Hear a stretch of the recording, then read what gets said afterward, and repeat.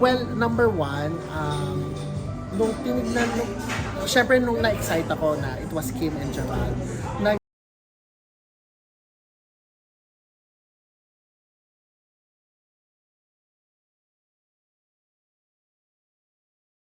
Good.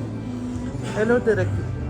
May gusto lang namin itanong kasi 2023 to unang in-announce. yes, And syempre iba pa yung yes. si Sarah at saka si And Jen. iba din ang director. Ay, iba ba din ba Yes, director oo, nun? iba yung director nun. I think it wasn't announced, pero when I learned kung sino dapat magde-direct nun, syempre kinabahan din ako. Sino ba dapat ang director? I heard it was Irene Villamor.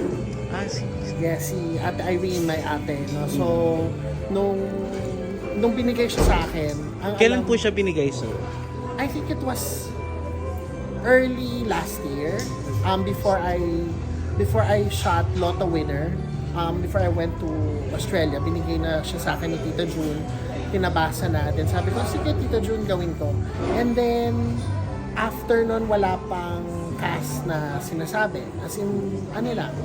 And then, pagbalik ko, yun na, si Kim and si Jenna. And then, yun nga naalala ko, it was Sarah and Mateo supposedly yun. So medyo may, syempre added pressure yun. Pero paano niyo siya tinanggap, direct?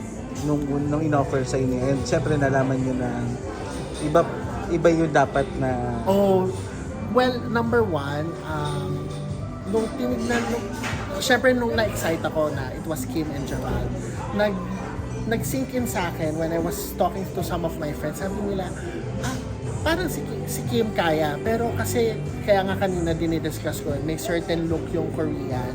It's because yung lalaki was part of the Wonderful Nightmare. And medyo different, syempre hindi mo aasa, syempre from Mateo to, in terms of looks, di ba?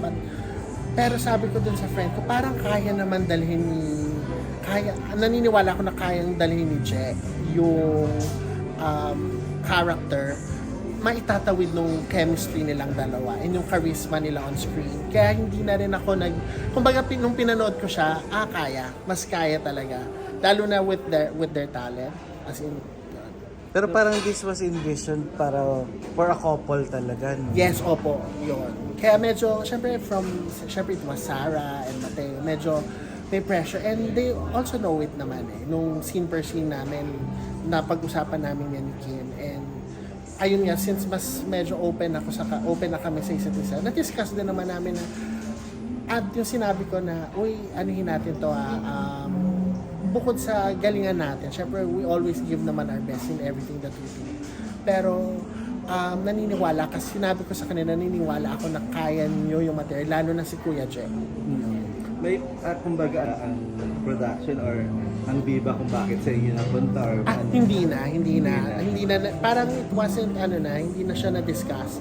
Nung scene per scene, tas nalaman ko na from Kim, because Kim pala was tapped for a cameo role in this film.